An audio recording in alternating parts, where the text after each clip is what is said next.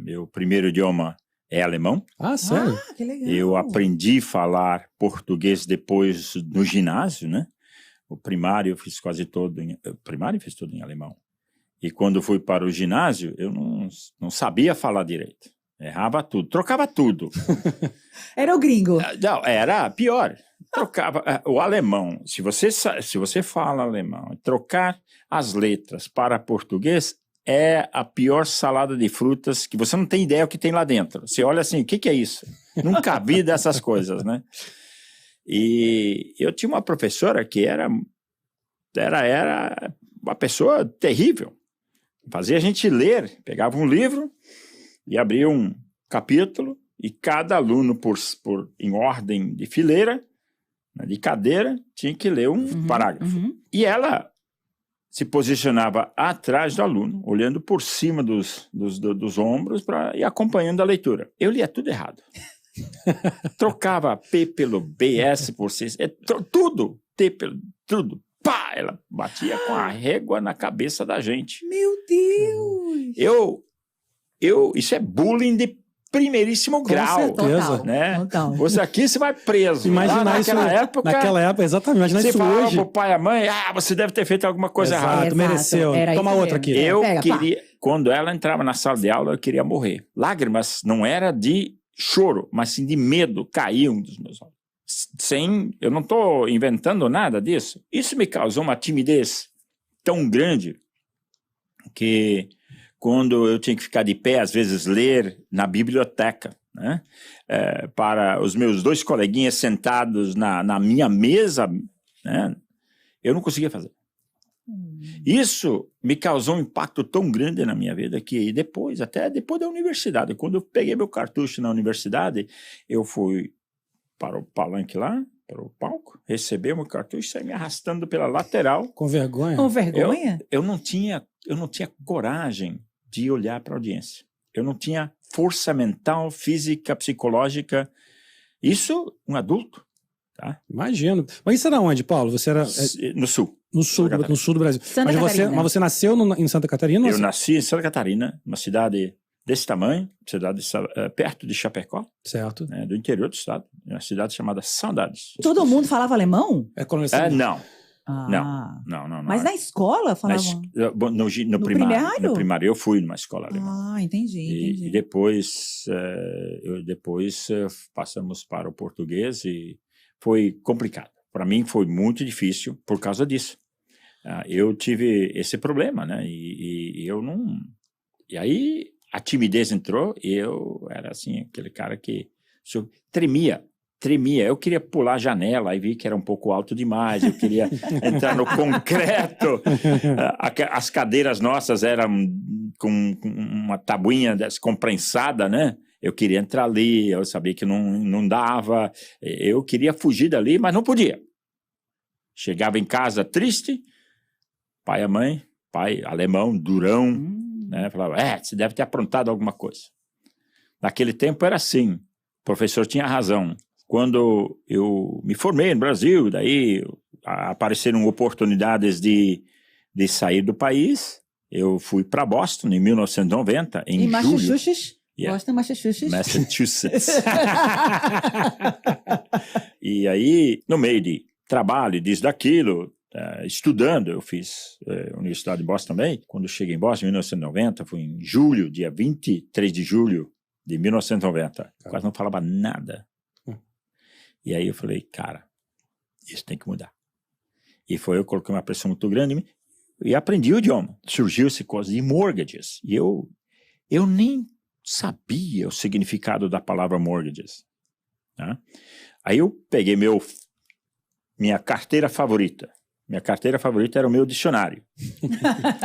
Muito bem. Ele andava no meu bolso traseiro. Eu lembro muitas coisas que aquilo me salvou. E aí eu fui vendo essas coisas. E nisso, quando começou o mundo de mortgages, e o pessoal me chamou, onde é que eu vou comprar casa? Eu estava no mundo financeiro, abri muitas contas de investimento na Bolsa de Valor para o pessoal. Valor pequeno, mas com 2 anos acumulou um trocadinho, o pessoal colocava uma graninha, o pessoal ganhou um dinheirinho. Aí, Paulo, onde é que eu vou para pegar um financiamento de casas. Quando você trabalha no mundo financeiro, vendendo seguros e fundos monetários, ninguém te liga. Sim. Você tem que fazer 500 mil ligações num dia e esperar que alguém atende. E daí marcar 20 apontamentos na mesma hora para que um te atende. Caramba, é esse o número? Não, é coisa absurda. O ratio de horário marcado para horário de atendente, para horário firme que você pode visitar um cliente, cara, é 20 por 1. Aí veio essa questão, Paulo, onde é que eu compro minha casa? Lembra que eu não recebia nenhuma ligação para quem queria fazer um seguro, nem financial service, nem investimento. Mas o pessoal me ligou para comprar casa. Aí eu falei, vai aqui, vai ali, vai lá, e de repente, pim, pim. Falei, cara, a luz ligou, e falei, mortgages, falei, o pessoal tá me ligando, eu tô dando de graça o meu cliente pro outro cara lá na esquina. Eu falei, que coisa. Aí eu fui em Boston, eu entrei no mundo de financiamento de imóveis. Não sei se isso é oficial ou não, mas eu era conhecido como o primeiro brasileiro na área de mortgages na Nova Inglaterra toda. Que legal! Foi em 93 para 94. Né? A Nova Inglaterra, não sei se vocês sabem, é formada por 6 estados. Né? Que é Massachusetts, Rhode Island, New Hampshire, Vermont, Connecticut e Maine. Eu entrei nesse mundo e eu estudei espanhol também, né? Porque tem muitos hispanos lá. Como sempre eu fui bem coerente, preto e branco com as minhas coisas, o negócio começou a fluir. Aí fui chamado para fazer apresentações, que eram palestras, mas eu não queria ser... Eu tinha medo da palavra palestra. Lembra da professora? Sim. Aquilo, cara, sempre entrando, até hoje. Aí eu conversava com 3, 4 pessoas sentado. Ficava de pé, não dava. Sentava.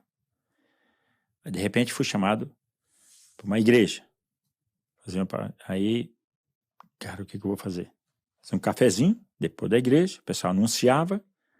Depois da igreja vai ter um cafezinho e o Paulo Schneider está aqui, que vai falar sobre financiamento de imóveis. Está ali o quadro, né, e eu tinha um PowerPoint aqui. Isso sabia fazer, aprendi. Mas eu estava assim, 99,9% da minha apresentação era diretamente de frente à tela. O pessoal só via as costas minhas. Eu não olhava para trás. Eu não conseguia olhar para trás. Eu não conseguia olhar para a audiência. De vez em quando fazia isso. Voltava para a tela. Ainda não fugiram. Estão lá ainda. Aí eu olhava por 1/10 de um segundo, daí meio segundo. Daí foi para 1 segundo. Aí foi para vários segundos. E de repente eu saí de 180 graus de costas, né, na frente da tela, para 90 graus. Assim, ó. Literalmente. O medo era tão grande que quando o pessoal perguntava coisa assim, eu tremia. Não era por não conhecer, pelo fato de ter que responder de pé. Eu me forcei. Foi tão difícil que eu lembro que a primeira vez, eu saí de lá e achava que precisava de uma ambulância para me levar para o hospital. Tava tendo nesse nível? Ataque cardíaco. Eu lembro que eu fiquei mais ou menos pelo menos uma meia hora, 40 minutos sentado. Eu não conseguia levantar, eu não conseguia ficar de pé. Travei. Olha, aquilo foi eu puxei demais. Eu não sabia a extensão do meu problema, embora eu sabia do meu problema. Sim. Mas eu não sabia o quanto isso me causava de dor e eu gostava daquilo que eu estava fazendo, porque eu sabia que eu estava ajudando as pessoas e, logicamente, fazendo dinheiro, muito mais do que eu estava na área financeira. Sim. Mas eu tenho medo tremendo. E quando eu senti que tinha alguma coisa aqui dentro, que quando eu falava algumas coisas, as pessoas... Eu também estudava bastante, eu procurava saber muito bem do que eu precisava falar, que nem na sua área, tem que se tornar um profissional. Então, as minhas respostas eram respostas coerentes, corretas, bem objetivas, e o pessoal via que era a coisa certa.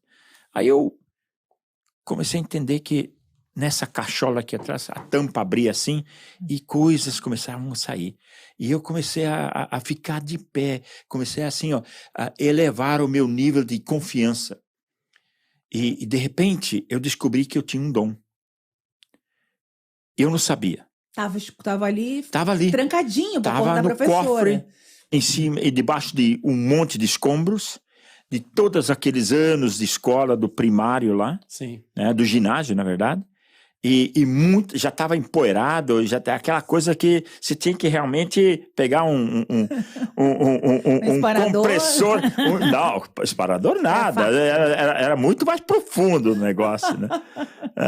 E tira todo esse pó que estava por cima. E de repente eu descobri esse talento. E aí tem uma questão. Todo mundo tem um talento. Sim. Você precisa estudar, ler, se preparar, que um dia esse talento vem assim, pum, ele cai assim na sua frente. Sim. E eu descobri, e foi exatamente isso que aconteceu comigo. Sim. Aí eles me chamaram para fazer uma palestra num evento em Boston. Paulo Schneider, eu fui convidado. Eu não sabia do tamanho do evento. Eu só sabia que muita gente ia lá. Sim. De repente, o auditório abriu. Aí, o Paulo, eu tinha que estar lá. Eu era o palestrante do evento para isso. E eu não tinha nunca na minha vida na frente de mais do que 15, 20 pessoas. Ok, e na posição do 90 graus. Eu vou te falar uma coisa. Eu não sabia se eu ia morrer ou se eu precisava de uma ambulância logo do lado de fora. Eu não sabia. Eu estava confuso. Mas uma coisa eu tinha. Conhecimento. Sim. De repente eu comecei a contar umas piadinhas e, cara, os caras acreditaram. E daí, nesse dia, tinha mais de 500 pessoas nessa sala. Nossa. Eu nunca na minha vida tinha enfrentado uma situação dessa. Tinha gente, olha, quase que caindo pelas janelas. Todo mundo queria comprar casa. Sim. E aí tinha uma palestra de graça sobre como comprar uma casa. Meu amigo, tava assim, eu tava fervendo. E eu falei, cara... No dia seguinte, o telefone, pá, deu uma explosão, cara. Que maravilha. Nossa, isso é um... Que maravilha. Ali começou eu nunca mais parei de trabalhar.